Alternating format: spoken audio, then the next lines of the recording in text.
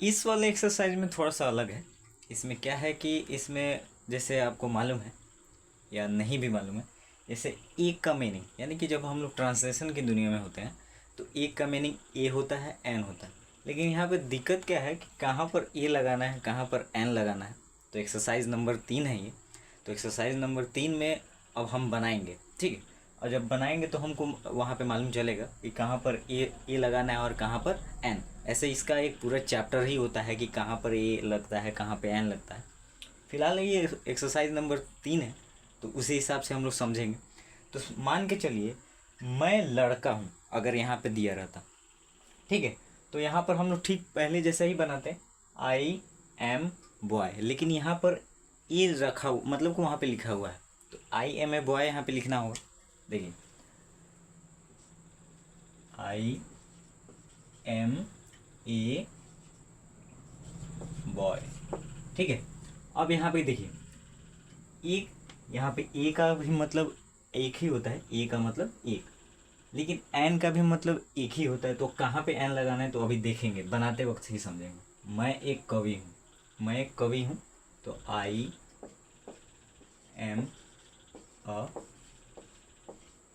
Poet, ठीक है। मैं एक विद्यार्थी हूँ, I am a student, I am a student. आप एक किसान हैं, यू, आप किसान हैं, यू, आप एक किसान हैं, ठीक है। यू आर अ फार्मर, ठीक है। आप एक शिक्षक हैं, you are a teacher, you are a teacher.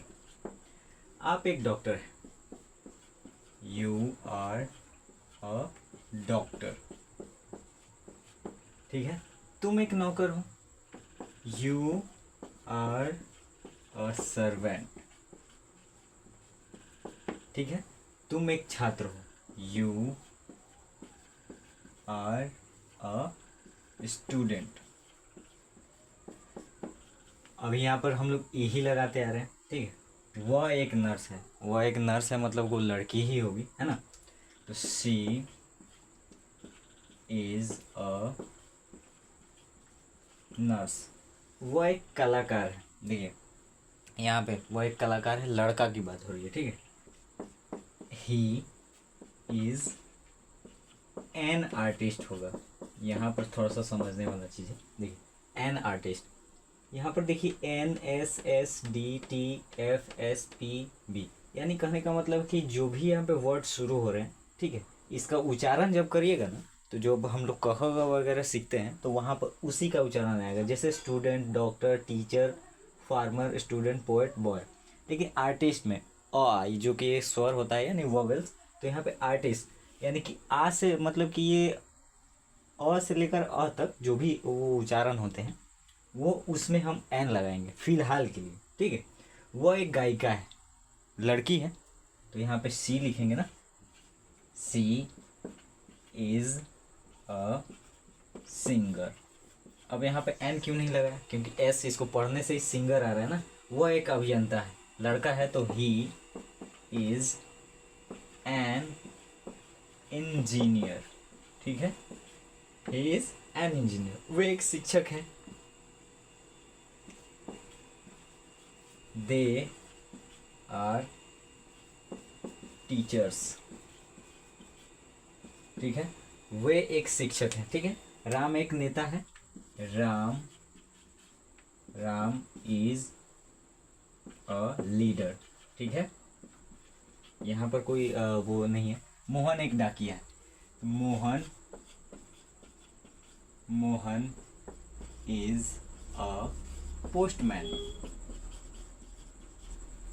Ram और मोहन किसान है, तो राम एंड मोहन इज, यहाँ पे इज नहीं लगेगा, ठीक है, आर फार्मर्स, ठीक है। क्योंकि किसान है तो दोनों आदमी मिलकर है, ठीक है। तुम लोग विद्यार्थी हो, तुम लोग यानी कि आप सभी लोग हो विद्यार्थी, यू आर